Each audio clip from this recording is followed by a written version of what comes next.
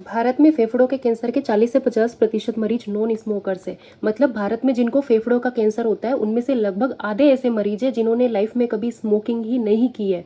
सिर्फ स्मोकिंग नहीं, जेनेटिक्स और प्रदूषण से भी लंग कैंसर का खतरा। मतलब जो लंग कैंसर है वो सिर्फ स्मोकिंग से ही नहीं होता बल्कि जेनेटिक्स से भी हो सकता है और प्रदूषण पॉल्यूशन से भी हो सकता है। फेफड़ों का कैंसर दुनिया के सबसे जानलेवा कैंसर में से एक है।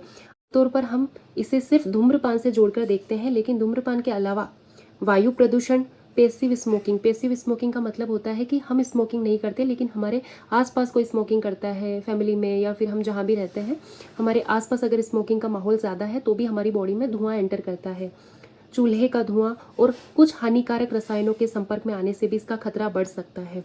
भारत में 40 to 50% मरीज ऐसे हैं जिन्होंने कभी स्मोकिंग नहीं की। ये सबसे चौंकाने वाली बात है कि जो स्मोकिंग नहीं करते उनको भी लंग कैंसर हो सकता है।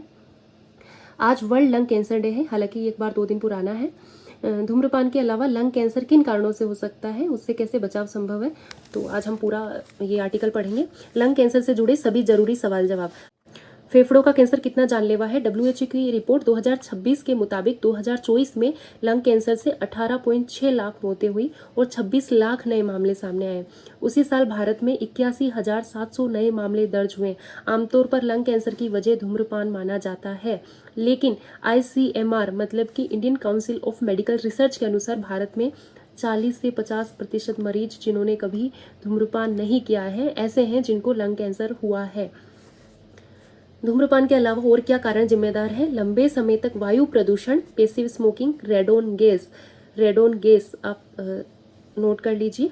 लकड़ी, कोयले के चूल्हे और डीजल का धुआं वे कुछ औद्योगिक रसायनों के संपर्क में रहना लंग कैंसर का खतरा बढ़ा सकता है। International agency for research on cancer ने वायु प्रदूषण और PM 2.5 जैसे प्रदूषक कणों को कैंसर पैदा करने वाला माना है। जेनेटिक्स अब आगे है, जेनेटिक्स से भी खतरा बढ़ सकता है। अगर आपकी फैमिली में किसी को कैंसर हुआ है, लंग कैंसर स्पेशली, तो भी आपको लंग कैंसर का खतरा हो सकता है। जैसे अगर परिवार में माता पिता, भाई बहन, किसी करीबी रिश्तेदार को लंग कैंसर है या पहले कभी रहा है तो आपको जोखिम बढ़ सकता है। तो ऐसे में धूम्रपान और पेसिव स्मोकिंग से बचें। और अगर लंबे समय तक खांसी रहे या खांसी में खून आए या बिना वजह वजन घटने लगे तो डॉक्टर से जांच कराएं। अब है इसके शुरुआती लक्षण क्या है? लगातार खांसी, थकान, खांसी में खून आना, सांस फूलना, सीने में दर्द, बार बार फेफड़ों का संक्रमण, वजन घटना, भूकंप लगना इसके मुख्य संकेत हैं।